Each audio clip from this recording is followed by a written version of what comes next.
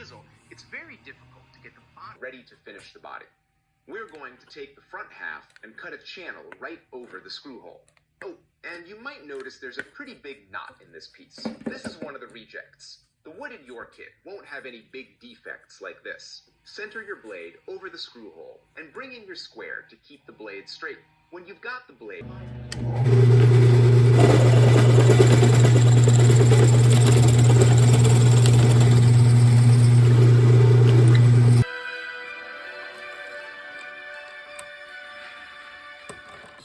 Down clamp that he has that is absolutely really fine adjustments.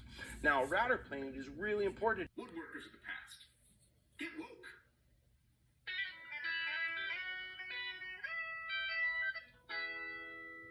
So, he built, mostly because I had it and it's big enough. This project requires a lot of layout, and you need a straight and square hug to begin with. This piece was really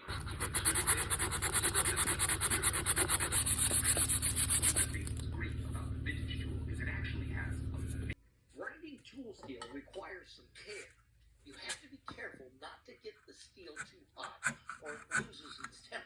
That is, it gets too soft to hold a sharp edge. That's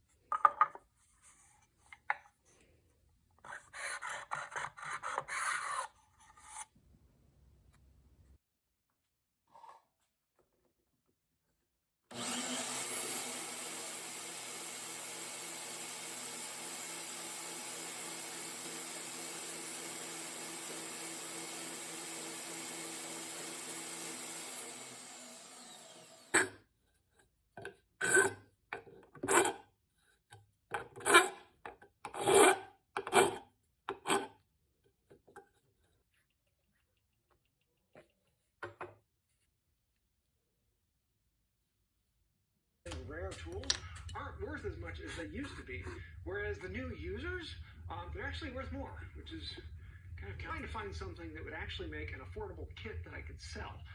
But everything I was trying wasn't quite working out.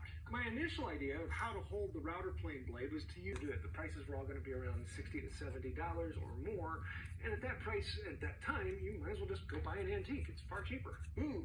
Then Rockler started selling these for $20 a piece. I was over the moon. $20 for the blade? I could actually get the price down. This is going to be great. And so I started experimenting with how can I actually get this Rockler one to work, because it's different. Once the cutter, it actually becomes hard to start it because there's nothing supporting the front. You have to kind of come and work in at a weird angle, and then once you